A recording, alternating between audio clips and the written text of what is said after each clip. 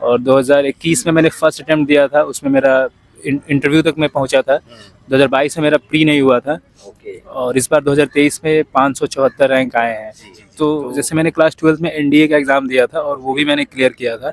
फिर मैंने ग्रेजुएशन के बाद सीएपीएफ का एग्ज़ाम दिया था, वो भी क्लियर किया था। तो पेरेंट्स का मेरे ऊपर बहुत ज़्यादा विश्वास था कि लड़का तो होनहार है, इतने सारे गवर्नमेंट एग्जाम्स निकाल रहा है, तो जो ये कर रहा है वो तो कर ही लेगा। बिहार जैसे स्टेट से उठ करके आप यहाँ तक पहुँचना, दिल्ली आना और फिर जो है यूपीएससी जैसे एग्जाम को क्रैक करना, 574 रैंक लाना, और अब जैसा आप कह रहे हैं तो जब सर्विस एलोकेट होगी तो ऑब्वियसली आपको आईपीएस भी मिल कि जाएगा। अगर जैसे मान ली मेरा प्री नहीं हुआ तो मैं बहुत डिप्रेस था, लेकिन मुझे इस बात का यकीन था कि अगर प्री निकला तो मेंस तो निकलेगा ही।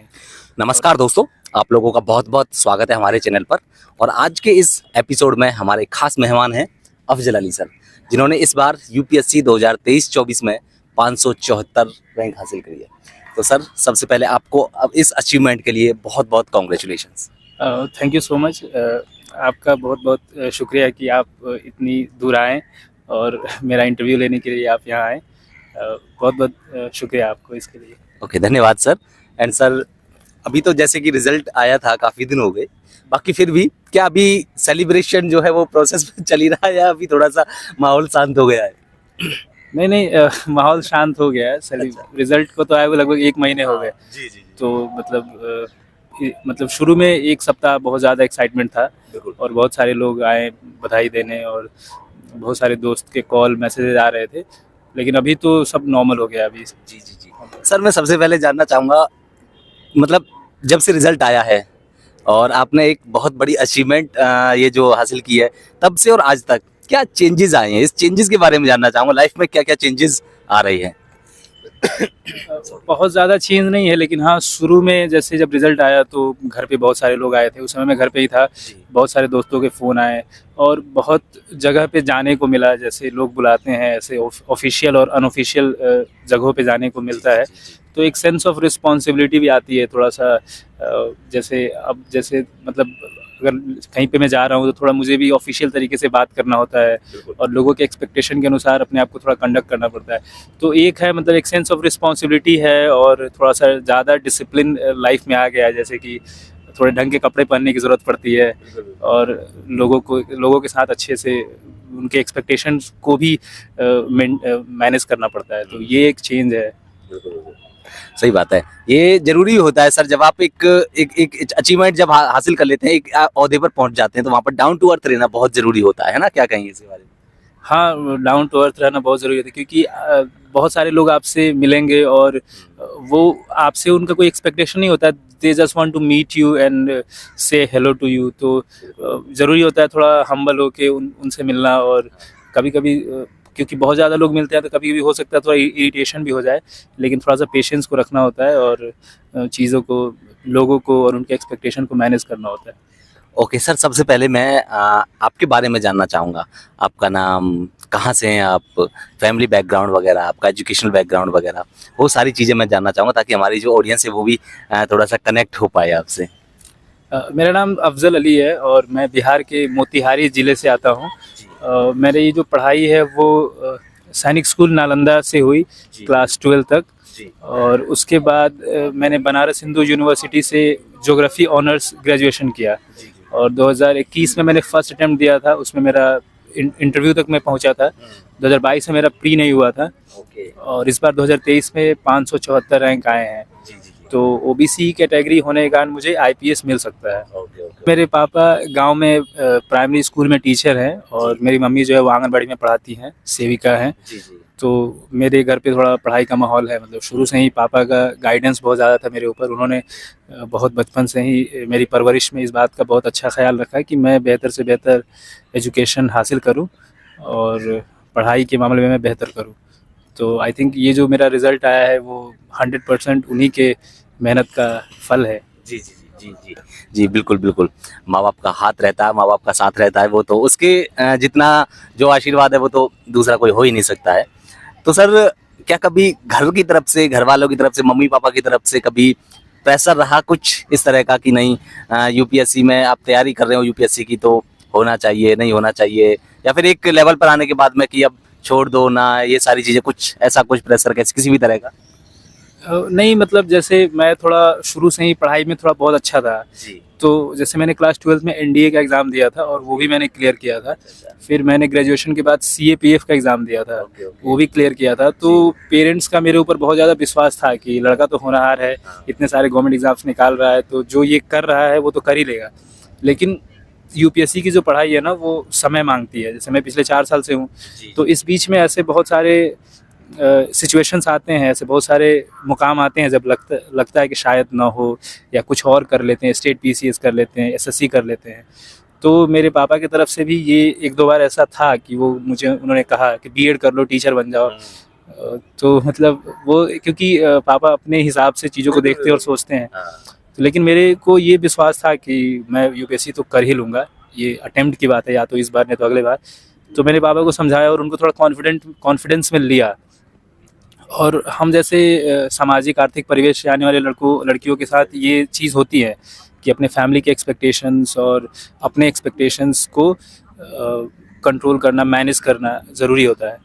तो वो आप जो बोल रहे हैं वो होता है, कभी कभी घर से प्रेशर्स होते हैं, लेकिन उसको एड्रेस करना हमारी जिम्मेदारी है। और सर दूसरी बात ये है कि जैसा कि आप मोतीहारी जिले से हैं, बिहार जैसे स्टेट से हैं, जहाँ पर अगर लिटरेसी की भी बात करें तो हम according to data, government data काफ़ी कम है, बेरोजगारी बहुत ज़्यादा है।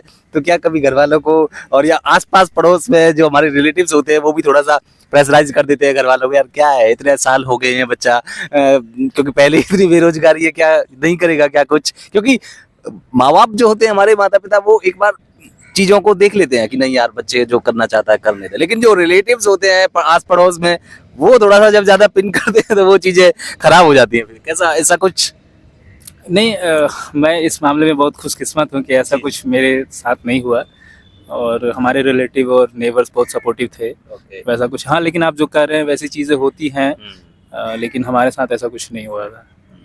तो थोड़ा सा मैं आपका इस सफर को जानना चाहूंगा, एक मोतीहारी जिले से एक इतना मतलब अभी तो खैर चीजें डेवलपमेंट हो रही है, बढ़ावा मिल रहा है, हर चीज हर तरीके से बिहार जैसा स्टेट भी काफी अच्छा ग्रोथ कर रहा है, धीरे धीरे डेवलपमेंट हो रही है। लेकिन बिहार जैसे स्टेट से उठ करके आप यहाँ तक पहुँचना, दिल्ली आना, और फिर जो है यूपीएससी जैसे एग्जाम को क्रैक करना, 574 रैंक लाना, और अब जैसा आप कह रहे हैं तो जब सर्विस एलोकेट होगी तो ऑब्वियसली आपको आईपीएस भी मिल जाएगा।